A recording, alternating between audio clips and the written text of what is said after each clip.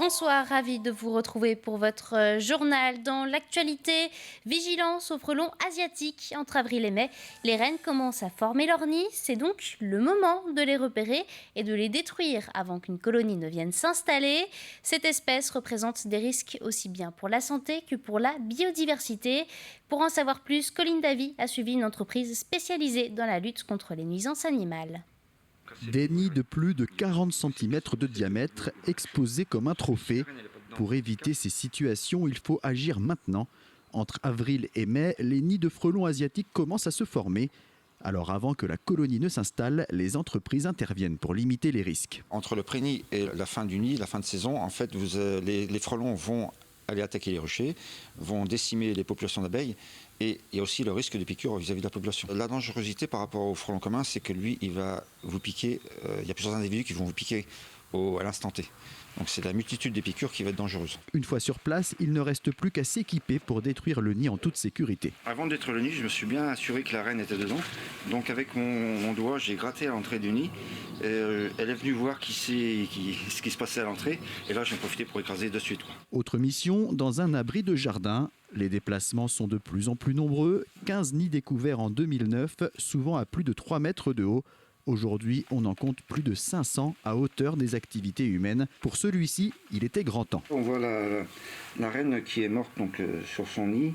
Donc vous voyez là, donc elle a fait de la viole, elle a pondu dedans. Et vous voyez les larves là qui sont prêtes à éclore dans 4-5 jours à peu près. Une première reine écrasée, une deuxième congelée. Intervenir tôt, c'est aussi s'assurer de détruire le nid par des méthodes respectueuses de l'environnement. Chaque nid est une situation différente. Soit on écrase le nid avec la main quand ils sont de petite taille, soit on peut le faire à la cryogénie, soit on peut l'insérer dans un sac poubelle dans un endroit confiné et on écrase le nid dans le sac. Voilà. Après, je me dis, les méthodes chimiques sont vraiment sur les gros nids. Et en dernier recours, tout le temps en dernier recours, la chimie. Il n'existe aucune manière de se protéger de la création de ces nids. Alors pour éviter que les frelons asiatiques ne s'invitent cet été, une seule solution, ouvrir l'œil et contacter la mairie en cas de découverte. La créativité et l'audace, voilà ce qui caractérise les 6 entreprises vendéennes récompensées lors des trophées à venir 2022. La 11e édition de remise des trophées s'est tenue hier. 6 lauréats ont été sélectionnés dans 6 catégories parmi les 81 candidats.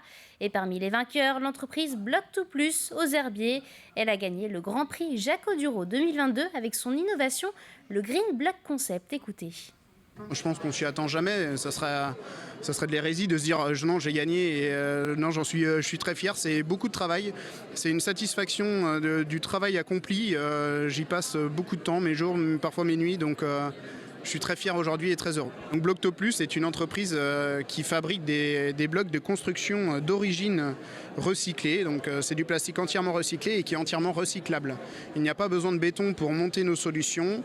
Voilà, c'est un bloc innovant que j'ai entièrement dessiné et créé. Dimanche 1er mai, c'est la fête des travailleurs, une journée qui ne sera pas fériée pour les syndicats. Comme chaque année, une manifestation intersyndicale sera organisée ce jour-là à La Roche-sur-Yon.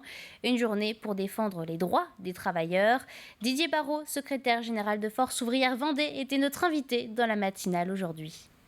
Ce 1er mai, nous l'avons souhaité convivial, familial, avec des nouveautés, en tout cas dans la façon d'aborder ce 1er mai, mais surtout revendicatif.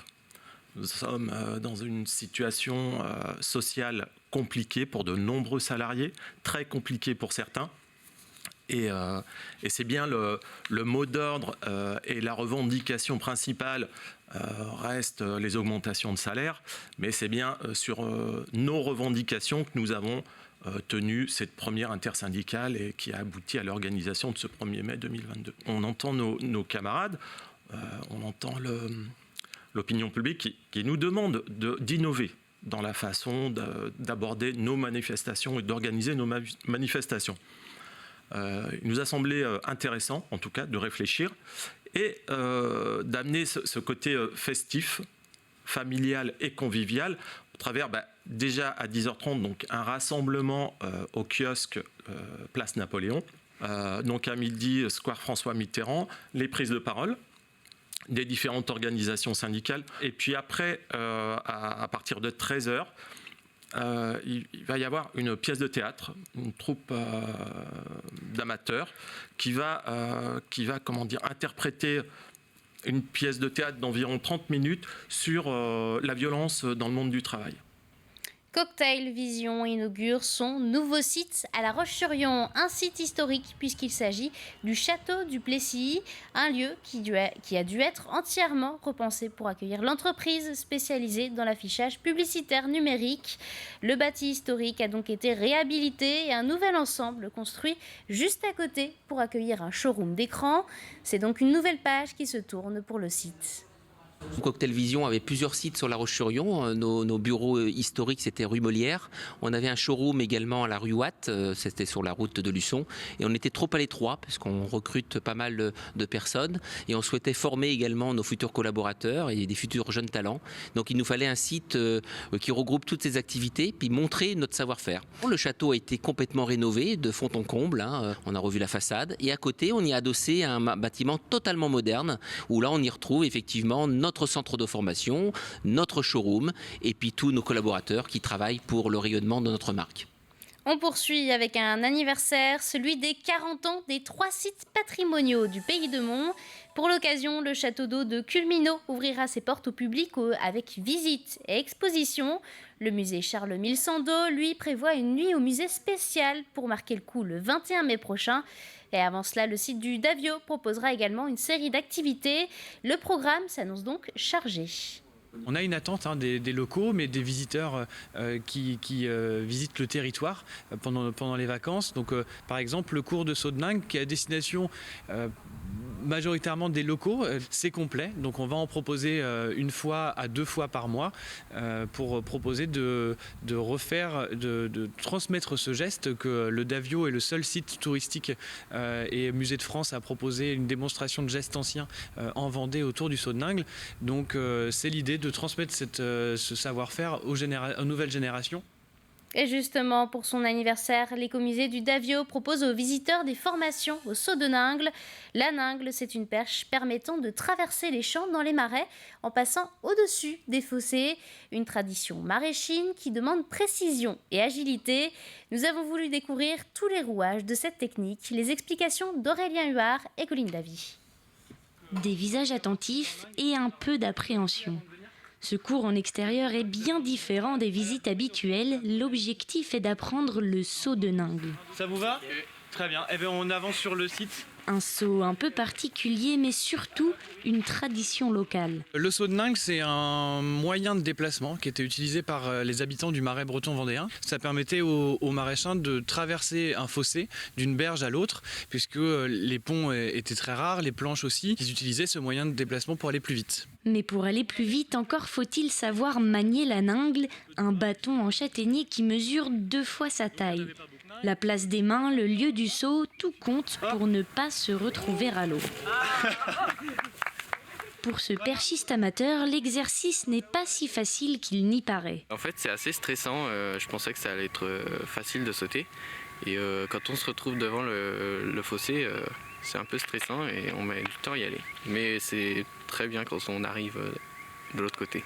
D'un usage quotidien au XIXe siècle, cette pratique a peu à peu disparu. Le Davio tente de perpétrer la tradition en formant 3 à 4 saisonniers par an. Et pour ses 40 ans, l'écomusée a voulu toucher plus large. Le Davio est le seul musée de France qui perpétue la démonstration. Et on a de plus en plus d'habitants dans le Marais qui ne sont pas issus d'une famille maraîchine et qui se sont installés après. Et qui ont cette envie de s'imprégner des traditions, des gestes, des savoir-faire du Marais breton. L'idée, c'est de permettre aux gens qui n'ont pas eu la chance d'apprendre par leur côté familial ou autre, de pouvoir apprendre ici. Ces cours seront proposés 1 à 2 fois par mois. L'occasion pour les amateurs de tenter de battre le record du monde du Marais breton, fixé pour l'heure à plus de 11 mètres. On termine avec le Salon du Livre Jeunesse à Luçon. Il fait son retour cette année du 9 au 15 mai prochain. Pendant 6 jours, au programme, des activités dans les écoles et au cœur même de Luçon. Une librairie géante de 6000 livres jeunesse et puis la présence de 22 auteurs et illustrateurs jeunesse sur le territoire.